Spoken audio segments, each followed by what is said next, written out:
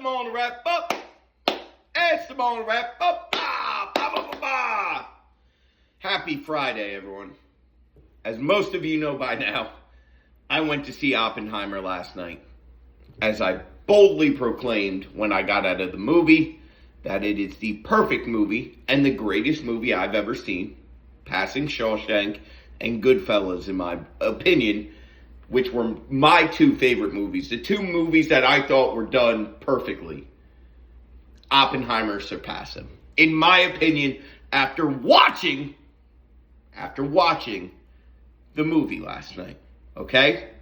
So, let's cover my opinion of the movie. First of all, I went to one of these luxury cinemas to watch it. Mainly because they have alcohol and it's a 3-hour movie. Right? I can't sit through 3 hours of anything. I need the luxury. I need the reclining seats where I can recline back with my feet up. And I need a damn beer if it's going to be 3 hours long. In retrospect, I could have gone and seen that movie anywhere. It is the most captivating, in my opinion, the most captivating 3 hours that I've been through in a movie that I can remember. Everyone bought their A game. I will find it very hard to believe that Cillian Murphy won't win the Oscar. I find it very hard to believe that Matt Damon won't win an Oscar, that Robert Downey Jr. won't be, unless they're in the same category. One of them's going to win for supporting actor, and Emily Blunt should win for best actress. Every performance, it's one of those movies where you forget that you saw an iconic actor give an iconic role because of how many other iconic roles there are in this movie and the A game that everyone brings in the movie. You'll go afterwards, you'll go onto Wikipedia or whatever and look up the cast and be like, I fucking forgot they were even in the movie. Not because they weren't memorable, because my mind is filled with all these other memorable lines and moments due to the absolutely amazing quality of acting.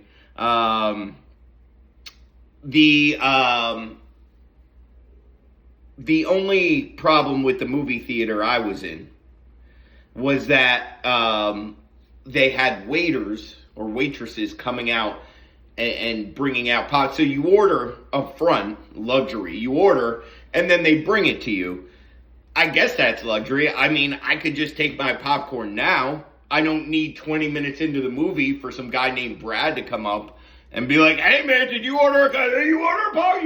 I thought it'd be more precise.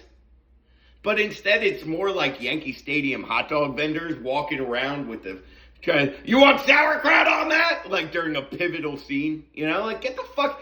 By 40 minutes to an hour in, I was basically like I'm at Yankee Stadium in a big inning where I'm like, get the fuck out of the way! I paid for these seats. Get out of the way!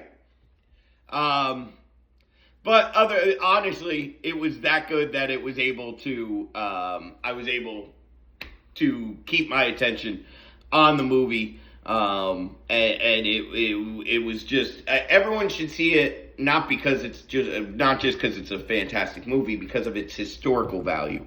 We're ignorant to history in this country. A lot of people don't understand really how World War II ended and what was going on at the time.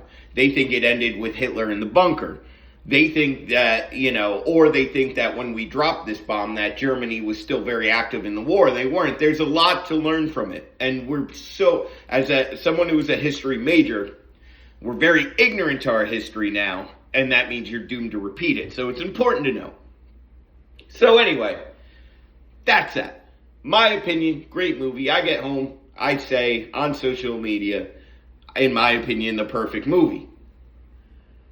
I wake up today to, no it's not. It's not the greatest movie. It's not Sound of Freedom. It's not the movie my political puppet told me to see this movie and nothing could be better. Did you see Oppenheimer? No. Oh, well then how do you know it's not better than the movie you're talking about? Then else. No way, can't be true. I guarantee this is bullshit. Did you see the movie? No?